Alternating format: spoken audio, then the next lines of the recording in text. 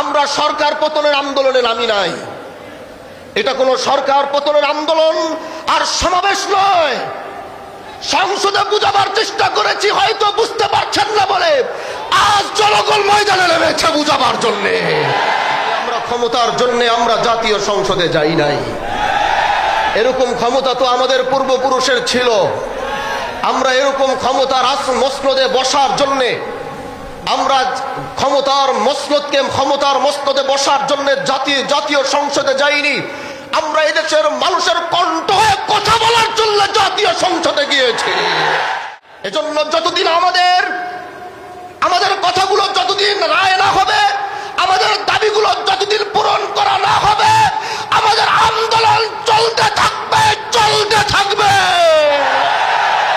প্রিয় ভাইরা আমার, এদেশের মানুষ 70% মানুষ গণভোটের পক্ষে রায় দিয়েছে। 70% মানুষ জুলাইয়ের পক্ষে রায় দিয়েছে। এজন্য এদেশের জনগণের ম্যান্ডেটের বাইরে গিয়ে অন্য কিছু করার কোনো সুযোগ কারো হবে না। ভাইরা আমার, আমরা সরকার পতনের আন্দোলনে নামি নাই।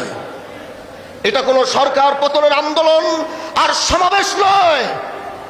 সংসদে বুঝাবার চেষ্টা করেছি, হয়তো বুঝতে পারছেন না বলে আজ জনগণ ময়দানে নেমেছে বুঝাবার জন্যে।